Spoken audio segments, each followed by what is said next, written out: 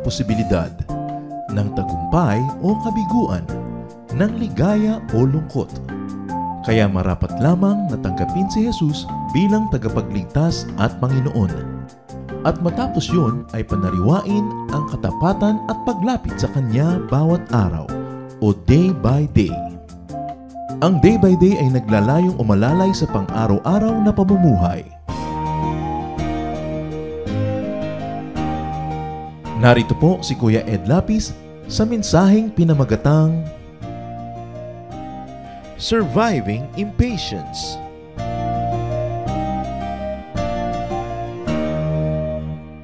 Pag nagtanim ka na, naiinip ka na, hindi mo na malaman, mamumunga ba ito, marami ka bang aanihin? It's those times between taking a test and knowing the results. Yung mga kumuha ng mga exam, alam nila yan. Yung parang hirap na hirap ang loob mo, pumasa ba ako o hindi. Between making a proposal and waiting for the answer. Even it's a romantic proposal or it's a business proposal. Yung naghihintay ka ng yes ba o no. Hindi mo malaman kung ano ang magiging sagot. Moments of prayer, tapos naghihintay ka kung anong sagot ng Diyos. Paghihintay ko minsan na mag-asawang magkaanak, o paghihintay ng isang taong magkaroon ng papa o mama, naiinip, o magkaroon ng break sa buhay. Maraming in-between moments, and they cause concern, worry, anxiety, even nervousness, excitement, listlessness, sleeplessness. Ito ay isa sa mga pinakamalalaking dambuhala na gumugulo sa ating buhay na hindi natin napapansin. Impatience. Pag-aaral natin, pinamagitan natin, surviving impatience in in-between moments. Yung mga neither here nor there, naghihintay, hindi malaman kung saan lulugar. Ama naming Diyos, sa sandaling ito, payapain niyo po ang aming puso, patibayin niyo po ang aming pananalig sa inyo, bigyan niyo po kami ng kapayapaan, ng tining ng loob, at ang aming mga katawan ay inyo pong palakasin. Pagalingin niyo po mga karamdaman namin at patibayin niyo ang aming loob.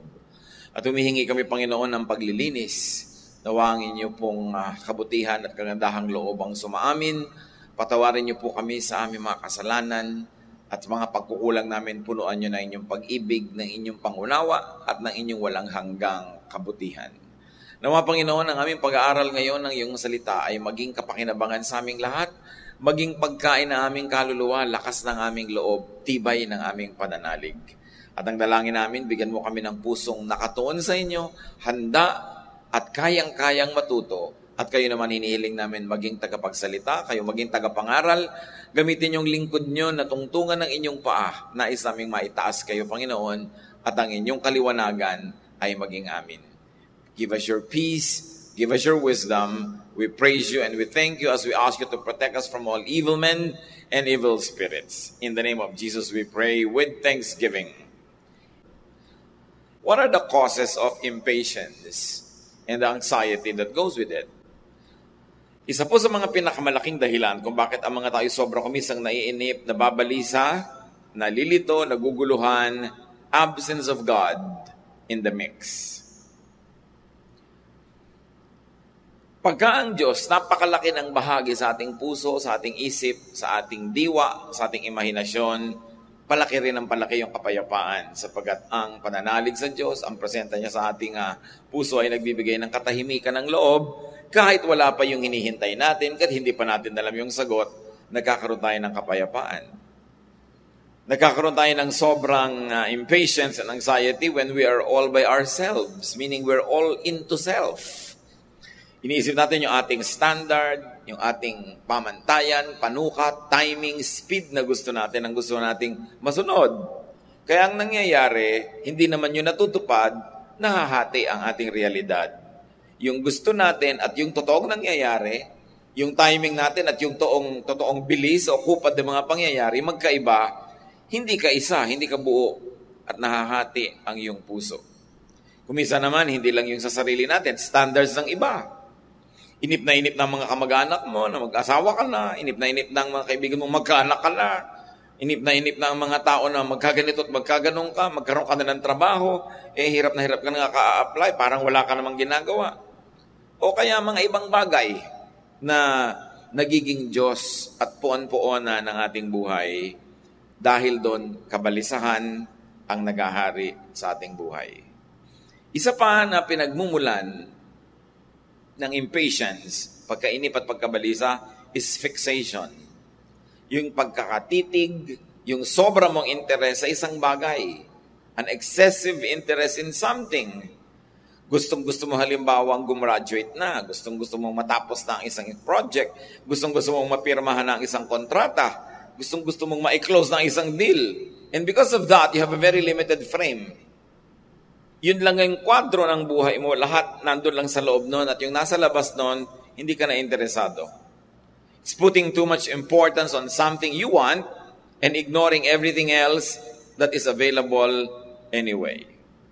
Another cause of impatience in our life is lack of other interests and causes and choices.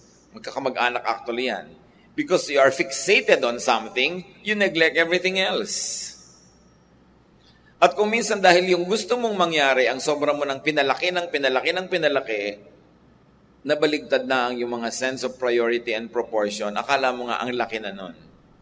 Ang tunay na malalaking bagay sa buhay ay yung may kinalaman sa Diyos, may kinalaman sa ating pananalig, may kinalaman sa pagiging mabuti natin, mabait na tao, paglilingkod sa Diyos at sa kapwa. Pero pag hindi yun ang pinalaki natin sa ating buhay, ang lalaki yung pagiging makasarili, mga timing natin, mga gusto, mga specifications, hanggang maging Diyos-Diyosan ang buhay natin ng mga yon. Sabi nga, in the absence of big things, small things become big. Kaya kung masyado kang may minamalaki, nagtatampo ka, minamalaki mo yan, na neglect kang imbita sa isang okasyon, ang laki-laking issue na, nakalimutan ng birthday mo, ang laki-laking bagay na, siguro walang malaking bagay sa buhay mo. Kaya yung maliit, pinapalaki. Kahit sa mag-asawa, pag wala kayong malaking project, meron kayong napakalaking project, alam mo, gustong-gusto nyo talagang mapatapos ang inyong anak, o kaya gusto nyo maipagamot ang isang may sakit ninyong kamag-anak, o gusto nyo magkaroon ng bahay, yung mga malalaking project na yun, kung nandyan sa iyong isipan, mga maliliit na mga pagkukulang, mga problema, hindi na napapansin. Pero pag wala kayong malaking misyon, kahit maliit na bagay lumalaki. Kaimportante, merong malaking misyon ng buhay mo. At kung nagtatanong ka, kapatid, anong malaking misyon? Lahat ng may kinalaman sa Diyos, sa pagpapalawak ng kanyang kaharian, at paggawa ng kabutihan, malalaking misyon yun. If you dedicate your life, for instance, to helping sexually abused children, meron kang cause, nagbo-volunteer ka doon, hindi mo masyadong minamalaki na na-sunburn ka, na meron kang kulugo, na may split ends ka. Kasi meron kang malaking bagay na iniisip Pero pag wala yung malaki, biglang lalaki yung maliliit. Siyempre, dahil walang nagkokontrol sa kanilang paglaki, dahil wala namang laman yung isip natin, yun ang lalaki. At pag tayo sobrang fixated, sobrang nakatanaw, nakatitig, umaasa, lagit naghihintay sa isang bagay, ang nagiging bunga niyan, impatience and anxiety. I wonder how many of us are impatient right now. Anxious. Matatanggap kaya ako sa trabaho? Nag-apply na ako, na-interview na ako. Nakakanda puyat-puyat. Kaka-LBM pa. Magkaka-visa kaya ako? Ma-approvean kaya aking immigrant application? Papasa kaya ako sa board? Etc. etc. What are the cures to impatience and anxiety? Kasi pag sobrang naiinip, nababalisa, naguguluhan, nagrereklamo dahil sa sobrang interes sa isang bagay, sa paggigiit ng sariling gusto at standards, ibig sabihin nun, sarili mo na yung Diyos. Timing mo, specifications mo, yun na ang Diyos. So ang solusyon dyan, put God in the equation. At kung ang Diyos naman nandun na talaga, put more of God in the equation. Kasi pag mas malaki yung space na ibinibigay natin sa Panginoon, lumiliit yung space sa pag-aalala at sa iba't iba pang mga bagay. Si Job, alam natin na mabuting tao dumaan sa pagsubok at alam niyang mabuti siya at wala nang naniniwalang mabuti siya kahit asawa niya at mga kaibigan. So nainip na rin siya, nahanguin na siya ng Diyos sa hirap, nainip na siya ay ma-restore, magkaroon ng katarungan ng buhay niya at nagtanong siya ng kung ano-ano mga tanong sa Diyos. Sinagot siya ng Diyos. Job 38. Among many other answers in the other chapters. 1 to 3. From out of a storm, the Lord said to Job, why do you talk so much when you know so little? Now get ready to face me. So, bakit ang dami-dami mong abla? Konti lang naman ang alam mo. Maghanda ka, magtutuos tayo. Verse 3, can you answer the questions I ask? Sabi ng Diyos. How did I lay the foundation for the earth? Were you there? Sabi sa verse 4. Nung bang nilikha ko ang mundo, itinatag ko ang mga planeta, nandun ka ba? Wala, di ba? Ba't ka ngayon nagmamagaling? Naiinip ka. Ba't yung timing kung hindi mo hintayin? Tanong ka ng tanong, hindi mo naman naiintindihan at wala ka namang naiintindihan kahit nagtatatanong ka, ba't di ka nalang manalig? Verses 5 to 11, doubtless you know who decided its length and width, meaning the earth. What supports the foundation? Who placed the cornerstone? While morning stars sang and angels rejoiced? When the ocean was born, I set its boundaries and wrapped it in blankets of thickest fog. Then I built a wall around it, locked the gates, and said, you powerful waves, stop here. They can go no further. So pinapakita ng Panginoon kung paano niya binigyan ng hangganan ng dagat. Kahit gaano kalakas ang mga alon, hanggang doon lang siya. Did you ever tell the sun to rise? And did it obey? Sabi sa verse 12. Nauutusan mo ba ang araw na sumikat? At kung nag-uutos ka man, sumusunod ba sa'yo? 16 to 18. Job, have you ever walked on the ocean floor? Have you seen the gate to the world of the dead? And how large is the earth? Tell me if you know. Ngayon, alam na natin how large the earth is. But for a long time, hindi alam yon. So ngayon, siguro, equivalent na tanong yan, do you know the size of the Milky Way, of the galaxy, of all the space? Ang dami pa rin natin hindi alam. Ngayon, habang tinitingnan natin, mga kapatid ko, ano mga tanong ng Diyos kay Job, isipin yung sa inyo tinatanong. Kasi tayo si Job dito Kailangan namang ikaw yung Diyos. So, assume the role of Job. Where is the home of light? And where does darkness live? Can you lead them home? I'm certain you must be able to, since you were already born when I created everything. Nakita niyo yung irony, no? O, palagay ko naman, alam mo lahat yan. Total, nandun ka na. Bago ko pa nilikha, naipanganak ka na. Siyempre, hindi naman yun talaga. Ipinamumukha lang yun. Kailan ka may pinanganak? Kahapon? Sabi, hindi po, 50 years ago, marunong na ako, 60. Ano yun? Isang tuldok lang yun in eternity. What is 60 years? In a long line of never-ending eternity. 25 to 26. Who carves out a path for thunderstorms? Who sends torrents of rain on empty deserts where no one lives? So sino daw nagtatakda ng landas ng mga bagyo? Hindi ba kahit ngayon with all the modern equipment, sabi na dadaan yung bagyo, biglang lumihis. Ang Diyos, ang nagtatakda, hindi mo rin malaman. Pwede kang paminsan-minsan tumama, pero hindi ka sure. 31 to 35, can you arrange stars in groups? Pwede mo bang ayus-ayusin ang mga bituin? Do you control the stars? Do you know the laws that govern the heavens?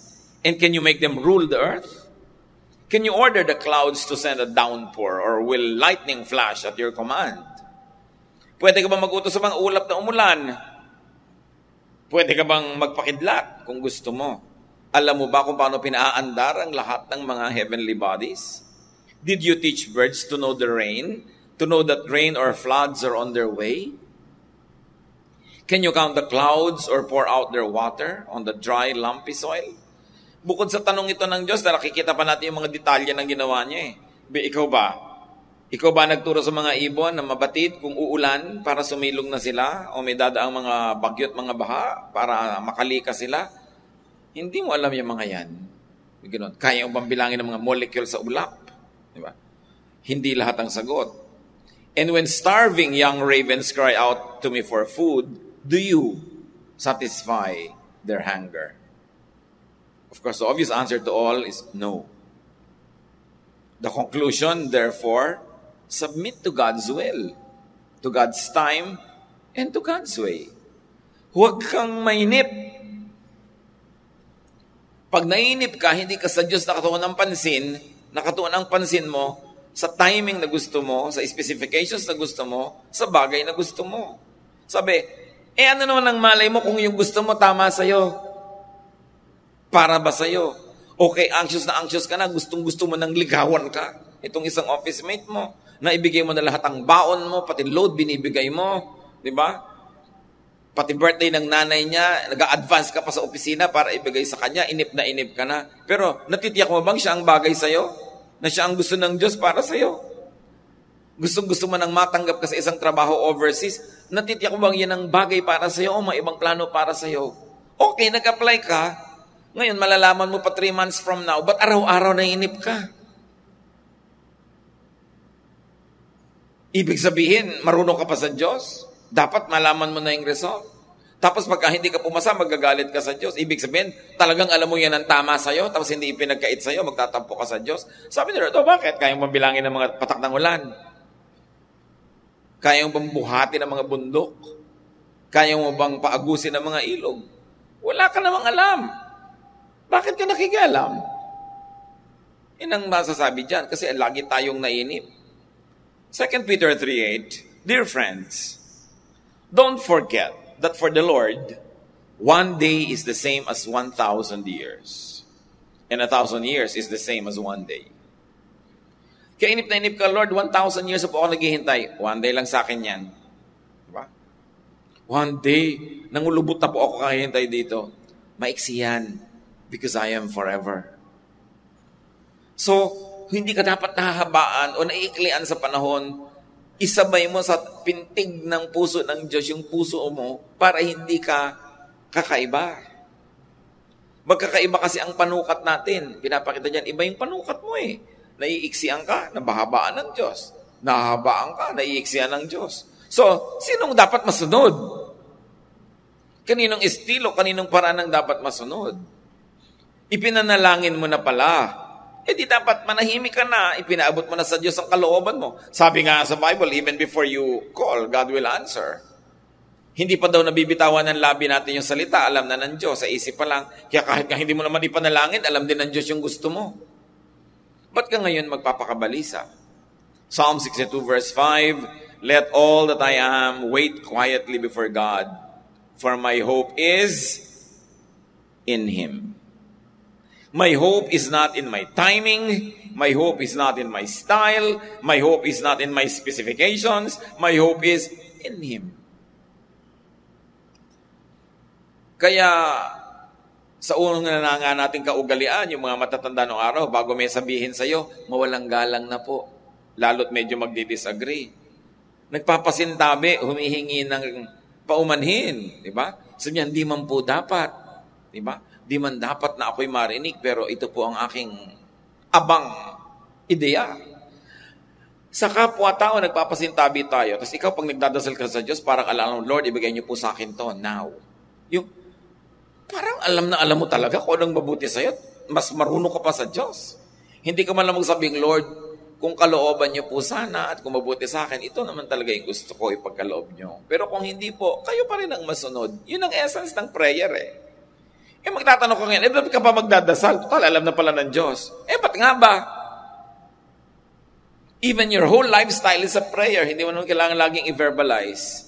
Kaya lang sa Bible, maraming examples that there are things that God gives without prayer, but there are also things that God gives through prayer. Dahil hindi mo alam, pray ka na lang para sure. Kaya lang, pag nag-pray ka na, manahimik ka na kasi nakapag-pray ka na eh. Parang may nagsabi na sa'yo, di ba?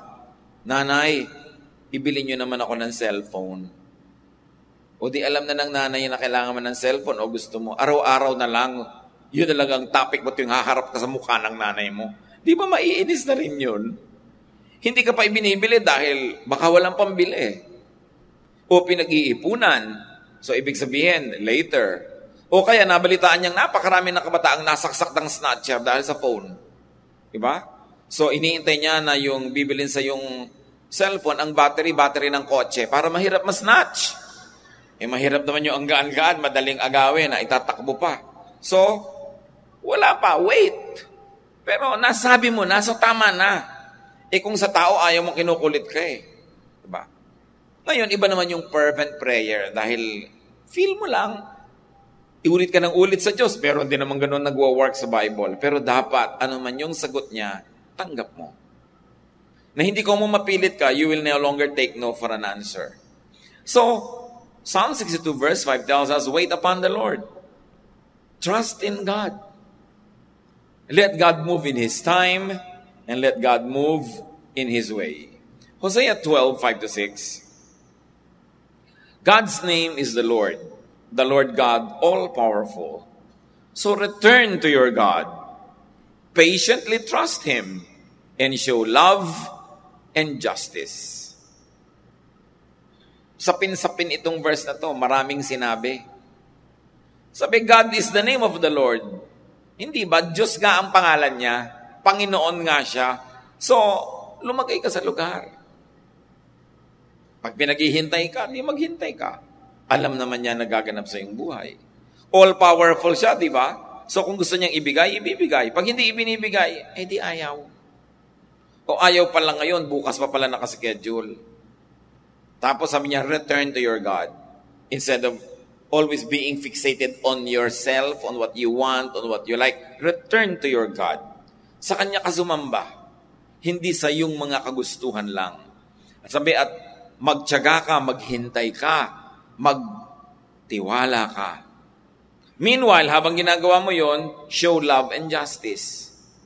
Sabi, imbes inip na inip ka lang dyan, why don't you do something nice? Show love, show justice.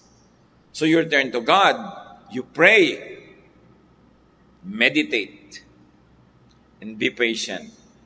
And you rely on God's justice. God knows. Another cure to impatience, refocus. Fix your attention to other moving things. Marami pang gumagalaw sa buhay mo. Dito ka na lang sa isa tumitig, no? Let's say, hindi gumagalaw kasi wala pang nangyayari. Naghihintay ka, hindi gumagalaw yung issue. Meanwhile, maraming ibang gumagalaw na pwede mong sabayan, na pwede mong alalayan, o pwede mong pakinabangan. No? Kaya kailangan, rest in God. No? Madaling sabihin, pero can you rest in God habang naghihintay kang bumaba ang napakataas na lagnat ng anak mo? Ang taas ng lagnat, o binigyan na ng gamot, binigyan na ng mga yelo, kung ano-ano. Ano na ngayon ang gagawin mo? Yun yung sinasabi, do your best to rest in God and trust. Ginawa mo na yung pwede mong gawin eh. So, huwag ka na mag-alala. Basta naabot mo na yung kaya mong gawin, ipinasa Diyos mo na. Ganon. Rest in God habang iniintay mong tumaas yung platelets ng dugo ng anak mo o kamag-anak mo na nagka-dengue. Nasalina na ng dugo. Ang test uli, mamayang 3 p.m. pa. 8 a.m. pa lang. Anong gagawin mo? Mag-aalala ka mula ngayon hanggang 3 p.m.? Wala ka namang magagawa.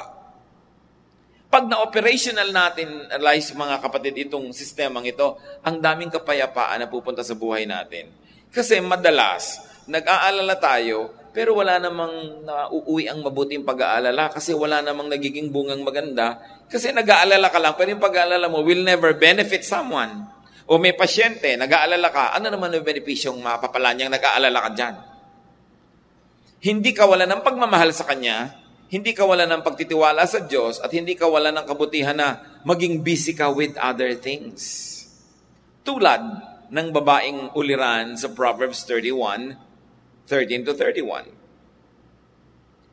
Verse 16, she knows how to buy land and know how to plant a vineyard. Ito daw ulirang babaeng ito, marunong pumili ng bibilhing bukid at marunong magtanim o magpatanim. So magtatanim siya ngayon.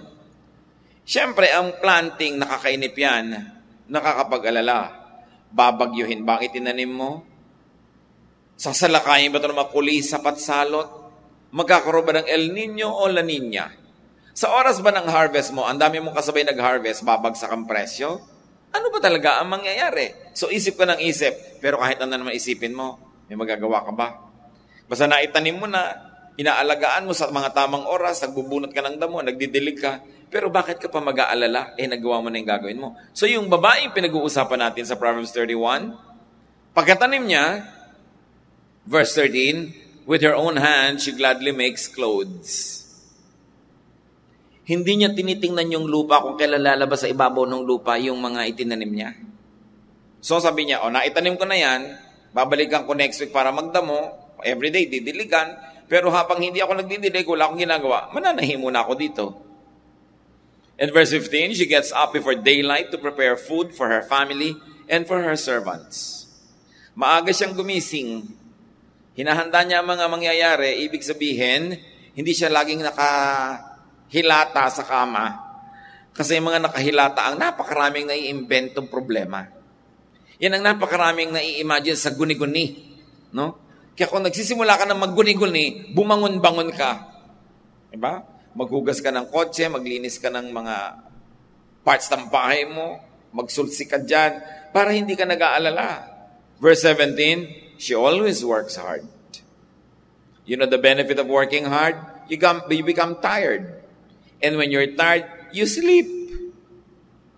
At pag maaga ka namang natulog, babango ka rin ng maaga, puno ka na. Hindi rin kulang yon. Pero itong babaeng to, she stays busy until late at night. No? Hindi yung gabing-gabi, walang ginagawa, pabiling-biling sa higaan, babangon, may gagawin. She helps the poor and the needy. Verse 20. Pagka tayo merong kawawa naman ako mentality, naapi naman ako mentality, pinagkakaisahan ako ng mundo mentality, puro pag-aalala at tampo sa Diyos ang magagawa mo. Pag nagsisimula ka ng maawa sa sarili mo, palitan mo yon. Humanap ka ng mga higit na mas nakakaawa, mas nangangailangan, mas mahina, mas gutom, at tulungan mo sila. Sa pagtulong mo sa kanila, nawawala yung pansin mo sa iyong mga sariling mga kagustuhan at satisfy mo yung kagustuhan ng iba, and there's something in you, the Spirit of God in you becomes happy because you are doing something good. Kaya nga sabi nung isang quotation, I was miserable for not having any new pair of shoes until I saw a man without feet. Pag lagi niyong iniisip, kulang ang pera ko, madidiskontento ka. Ang asawa ko hindi thoughtful, mabuti pa yung asawa ng kapitbahay, thoughtful. No? Mamaya, doon ka na nakakalong. Kasi thoughtful pala. No? So, pag inisip mo yung mga discontentment mo, gugulong buhay mo. Hindi mo naman iisipin yung discontentment at hirap ng iba para magbunyi ka by comparison. Tulungan mo sila dahil nawawala yung paningin mo sa misery mo. Nakadalasan, habang tinititigan, lumalaki. Pero pag hindi mo naman tinititigan, nalilimutan mo, buhay ka pa rin hanggang bukas. So, ba't mo isipin? Yung mga isip ng problema, tingnan nyo yung mga ibang kilala natin kamag-anak na hindi naman nag-iisip yata. No? Buhay din sila. Mas masaya pa kaysa sa inyo. Sa katunayan nga, kayo naman problema ng problema nila eh. Di ba? So sila, tahimik yung buhay nila. Mentality lang yan. Nasa paaraan ng pag-iisip mo kung paano ka sasaya sa buhay. Pag sobra ka laging seryoso, pag-aalala ang mangyayari sa iyo. So sa verse 25 ng Proverbs 31, she is strong and graceful as well as cheerful about the future. Can we be like that? Cheerful about the future? Hindi yung afraid about the future. Iniisip lahat kung kailan magbabanggaan ang mga planeta, kailan matutunaw ang mga yelo sa North Pole, kailan puputok ng sabay-sabay ang lahat ng bulkan, kailan magugunaw ang mundo, kailan lilindol ng the big one. Pag inisip mo lahat yan, mamamatay ka kaiisip. Mauunahan mo pang mamatay yung natatabunan talaga ng lindol. Pero ang totoo, kung hindi naman nangyari in your lifetime, lugi ka naman. At kahit mangyayari, ano naman na magagawa mo para pigilin ng mga bulkan pumutok? So, kailangan pagpapalit ng isip. Pag may pumapasok sa inyong isipan, mga kapatid, na nakakatakot, nakakaligalig, nakakapag-alala, palayasin nyo. Palitan nyo ng iba. Kasi sabi, whatever is true, whatever is beautiful, whatever is noble, whatever is worthy of all your labor, think about such things. So what do you think about? Make it a habit to be cheerful about the future. And you can also do that being cheerful about your past. Hindi yung pagka nauungkat na yung mga nakaraan, ako mangingilid na ang luha, manginginig ang baba, at iiyak nang iiyak. Yun naman nakakaisandaang recollection na, hindi pa naiiba. Ito yung naaalala na lang kung paano siya binubugbog ng tatay niya nung bata siya, iiyak na naman siya. Palitan mo na yung mentality mo kasi minsan ka lang binugbog, 100 beses mong inalala. Di ba lugi ka? Paulit-ulit, replay ng replay. So, ang sabi, change the way you think. Be transformed by the renewing of your mind. Alam niyo kung anong mahalaga tunay? Anong iniisip niyo? Anong nararamdaman niyo? Hindi na kung anong totoong nangyari kasi pwede mo nang ibahin yung attitude mo. Sabi mong, buti na lang binugbog ako ng binugbog noon. Ngayon, matibay na yung katawan ko. Diba? Ginutom ako ng ginutom noon. Ngayon, sanay na ako maging gutom. Lagi akong inalila ng inalila. Ngayon, alam ko lahat ng trabaho. Yung ganon. Kasi kung hindi mo naman gagawin sa sarili mo yon, papaawain mo sarili mo sa sarili mo, anong bunga? Malungkot ka. Anxious. Change the way you think. Ngayon, isa pa natin pwedeng gawin mga kapatid, how to cure impatience. Nakita na natin yung example, get and stay busy. Be productive or amused. Kaya lang sa atin, sobrang amusement. Minsan, dumaan ako sa harap ng TV, may mga nanonood. Meron pala ngayong mga channel na mga pupunta ko saan sa mga neighborhood at dala-dala yung mga camera doon at kung ano, mamimigay doon ng mga tabo, mga palangkana, mga kalamansing tuyot, at kung ano-ano pa. No? Nakakapagtaka. Alam niyo siguro ito, nanonood ba kayo nito? Ang daming tao sa barangay. Wala silang mga trabaho. Andun silang lahat. No? Kasi hindi sila busy. Kung ginawa nyo yan sa mga ibang productive and very developed countries, pupunta ka sa isang neighborhood, lunchtime, walang tao. People are either in school or working. May ginagawang hahanap po, hindi nakatunga nga lahat doon at inaantay sino kaya unang dumaan, saksakin natin. Kasi walang magawa. No? Kailangan ng tao busy. Tsaka hindi puro entertainment. Pamisa-misan lang. Dapat productive ka. Itatanong mo sa sarili mo, may kinita ba ako ngayong araw na to? O may natulungan ba akong matipid ngayong araw na to? May pakinabag ba sa akin ng sangsinukob ang sangkatauhan? Hindi araw-araw na lang wala naman. Araw-araw kumakain ka. O araw-araw umiinom ka ng tubig. Diba? Gumagamit ka ng mantika, ng sabon, deodorant. Gumagamit ka ng shampoo. Gusto mo may conditioner pa. Tapos wala ka naman production. Kaya mahirap ang kapaligiran. It's good to be productive. Kasi pag productive tayo, nawawala yung focus natin sa pag-aalala. Spread yourself out. Plant other crops. Kaya nakakahanga yung mga nagtatanim sa Cavite, patungo kang Tagaytay. May nyog, sa ilalim ng nyog may papaya, sa ilalim ng papaya may pinya. Sa pagitan ng mga pinya, meron pa mga sili, kung ano-ano. Ang daming tanim. Tapos ang daming makita mga lupa nakatiwangwang. Marami kong kilalang ganyan, namamasukan dito sa Maynila, ang liliit na mga sweldo, yung pala ang lalaki ng mga lupain nila sa probinsya. Ang dami nila mga santol, naglalaglagan ng bubulok, hindi niya pulutin lahat, itinda niya sa palengke. No? Napapabayaan. You plant other crops, literally and symbolically. Okay, nag-apply ka sa kung saan. Imbes hintay ka ng hintay, magtrabaho ka na ng ibang trabaho. O mag-apply ka pa ng iba. Hindi, ito talaga yung gusto ko eh. Kung hindi matanggap, tatalo ka sa ilog.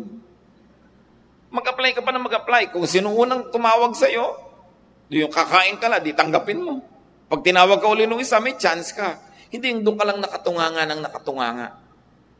Make other investments. And don't put all of your eggs in one basket. Yung iniasang mo na lahat doon, pati sa USB, di ba? Don't put all of your files in one USB. Pag naiwala mo, wala na. So, huwag focus lang sa isang bagay. Maraming choices. Ang laki ng utak na ibinigay sa atin ng Diyos, maraming kasya.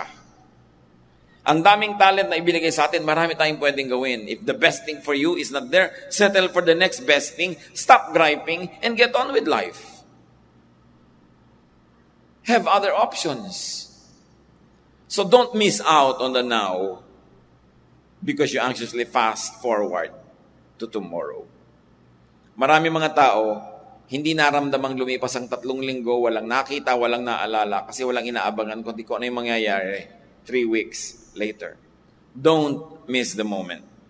Because every minute of life is a gift from God to be enjoyed, to be invested into something good, to be shared with people, not to be wasted on worrying. Because every moment will never return. So live the moment.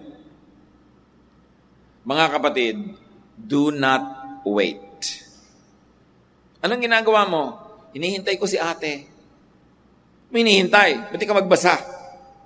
So anong ginagawa mo? Nagbabasa. Diba?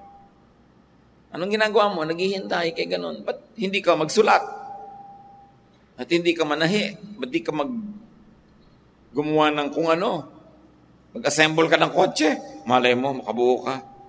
Pero ang daming naghihintay, ang tagal naman, ang tagal. Kasi naghihintay ka eh. Alam niyo yung natatagalan, yung naghihintay. Huwag kayong maghintay. Gumawa kayo ng ibang bagay. Dahil may kusang panahon na lalabas yung lalabas. Dadating yung darating. Huwag kayong tumunganga. Because an idle mind is the devil's workshop.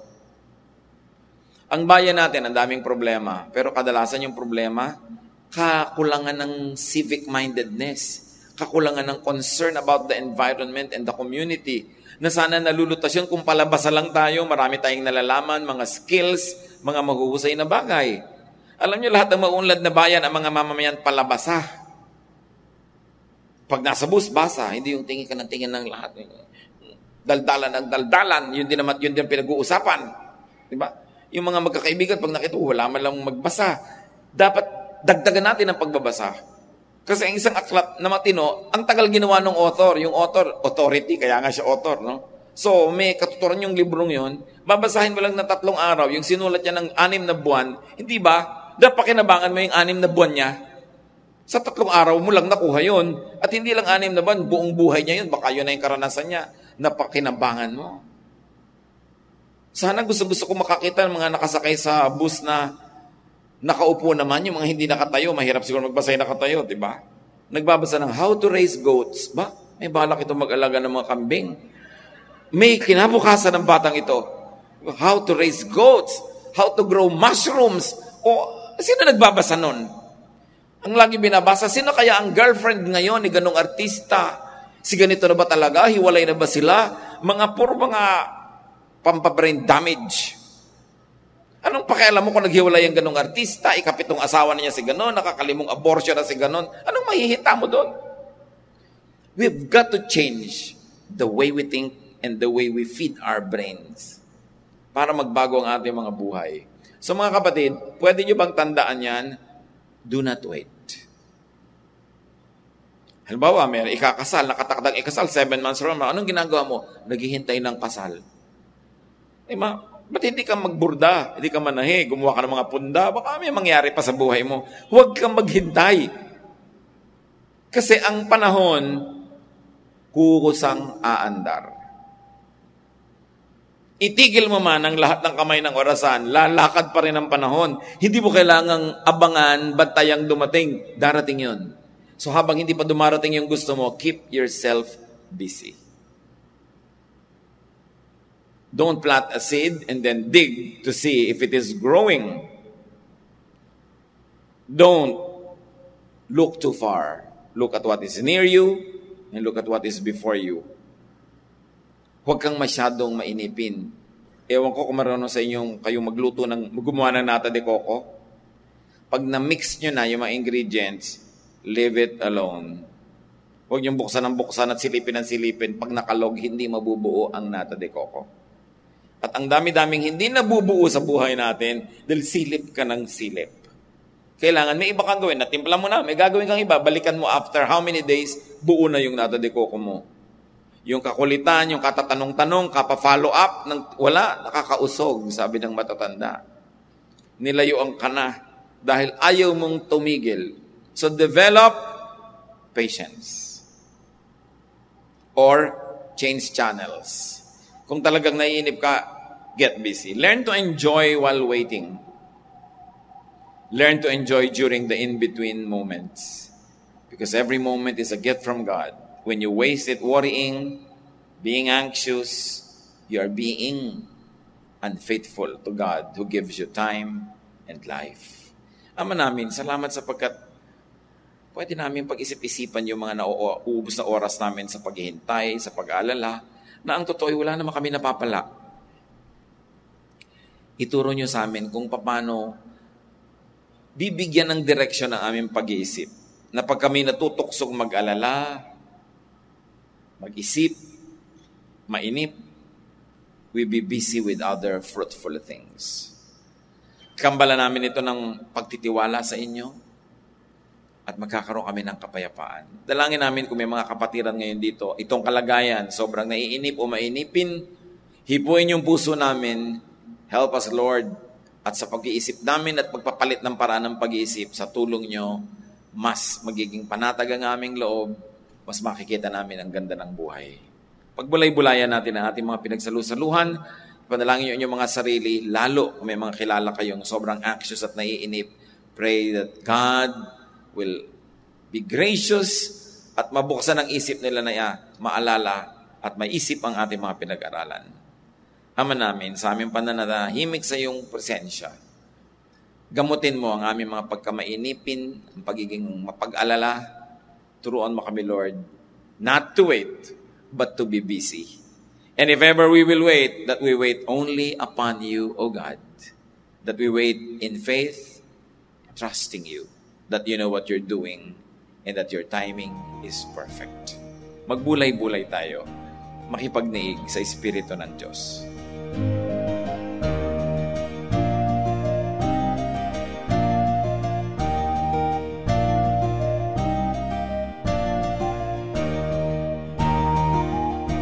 Ang katatapos pong mensahe ni Kuya Ed Lapiz ay pinamagatang Surviving Impatience.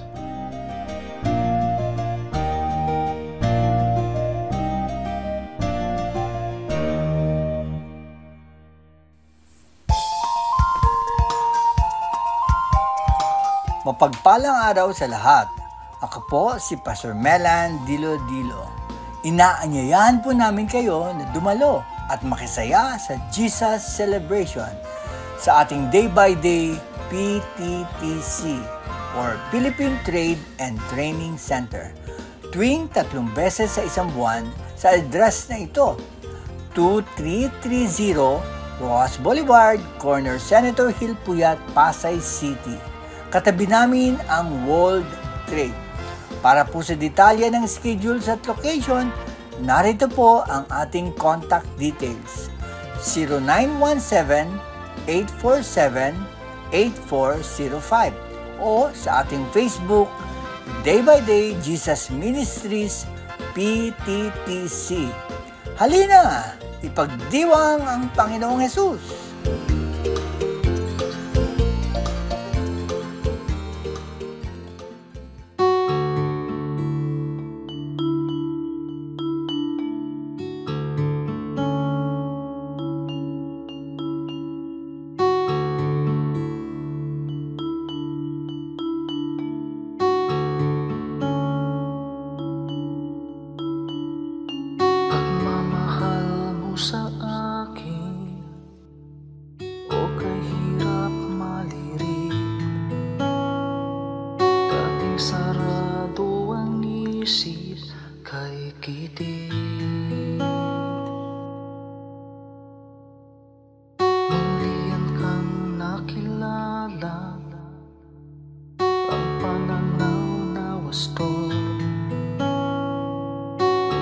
Sa kapwa-tao nais mo. O Jesus, ang iyong pag-ibig ay hindi nagtatangi. Puso ko ay nagpupuri, tingin pagluwalhati sa paglakbay sa aking buhay. Di na nga nga maliligaw. Puso ko man maging isip, tigib lagi ng pag-ibig.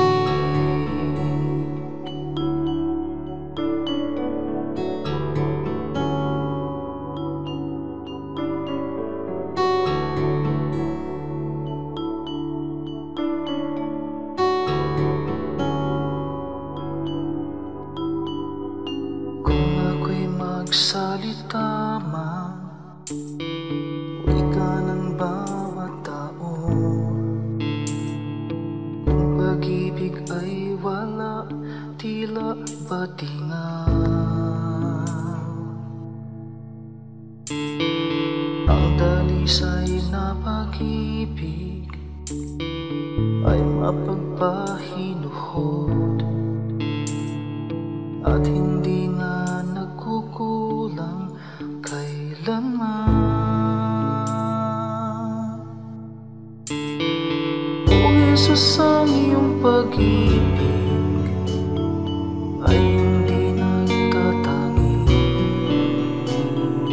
Puso ko ay nagpupuri, tingking pagluwalhati sa paglakbay sa aking buhay. Di na nga maliligaw, puso ko man maging isip, tikip lagi ng pag-ibig. O Jesus, ang iyong pag-ibig ay hindi nagtatangi. Puso ko ay nagpupuri, tingking pagluwalhati sa paglakbay sa aking buhay. Di na nga maliligaw, puso ko man maging isip, tikip lagi ng pag-ibig. Puso ko man maging isip, tikip lagi ng pag-ibig.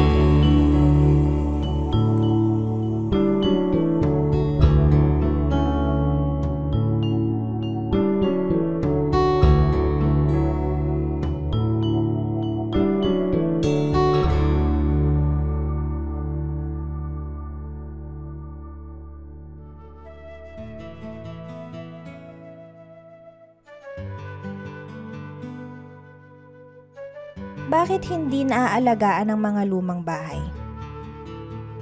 May kinalaman siguro yung pagdating ng kulturang Amerikano sa atin na nilait-lait yung sa tingin ng Amerika ay makalumang kultura ng Catholic Spain. Kaya naging mga makabagong Pilipino ay hindi sila natuwa sa mga luma nilang bahay at ginaya naman nila yung American architecture, yung bungalow. Nawala yung silong, nawala yung malalaking mga bintana, nawala yung aesthetics at function na bagay sa buhay Pilipino. At isa pa dyan, maraming mga Pilipino kasi kulang tayo ng pangunawa, ng appreciation sa ating cultural heritage. Kaya hindi natin ikinatutuwa yung mga luma.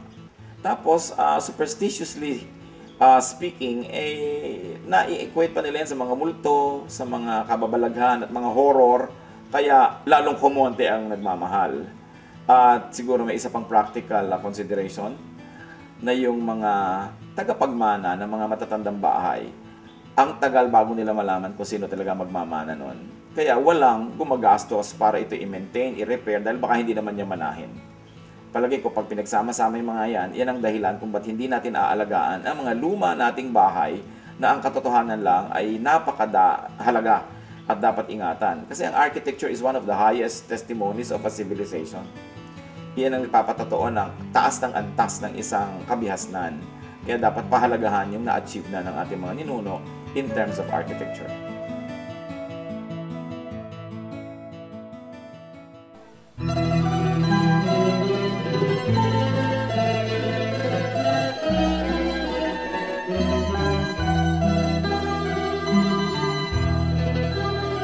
O Diyos, kayo'y aming pupurihin.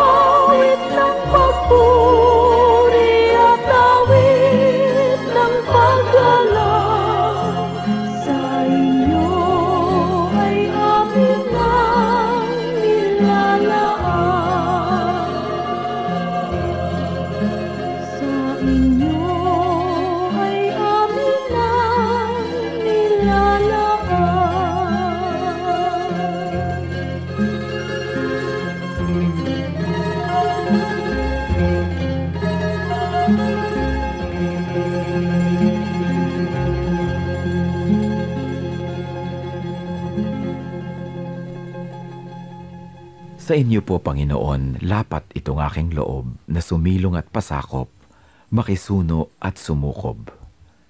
Sa tuwing kayo'y lalapitan ay lagi nang gumagabay, taus-pusong lumilingap sa bawat pusong sugatan. Kabutihan yung matapat, bukas palad kong magbigay, kahit ang tulad kong abay, walang patagong anuman.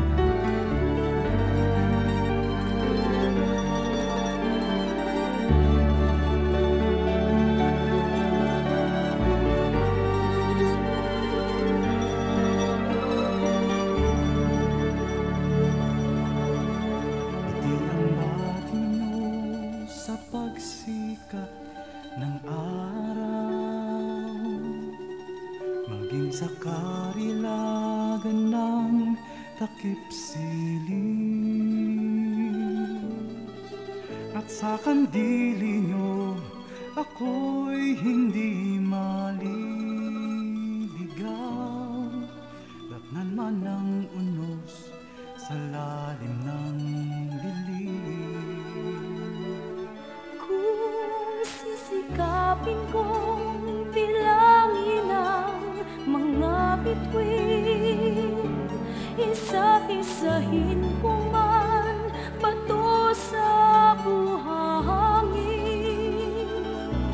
Walang makahihigit sa lawak ng iyong pagtingin, sa kalinga niyo pagmamahal sa akin.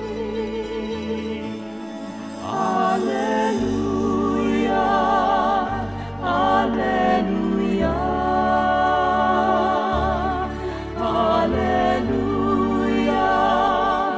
Alleluia, Alleluia, Alleluia, Alleluia, Alleluia.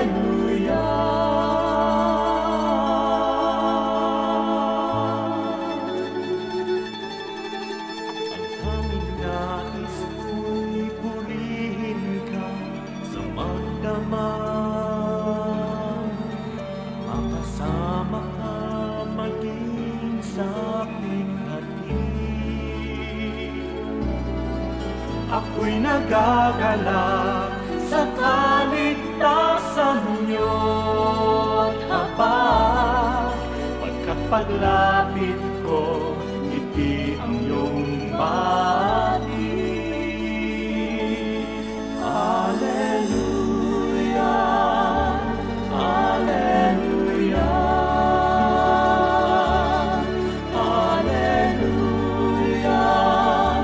Alleluia, Alleluia, Alleluia, Alleluia.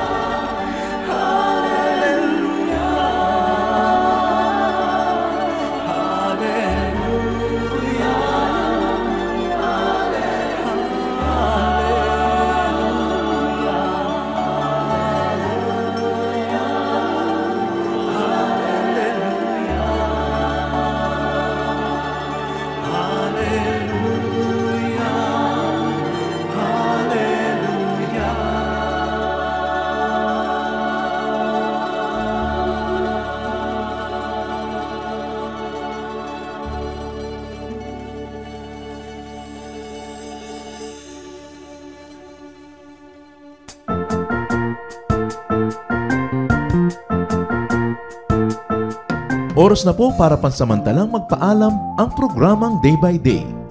Tayo po'y magsama-sama tuwing ika-6 hanggang ika-7 ng umaga, araw-araw. Magandang umaga po at mabuhay ang Panginoong Hesus!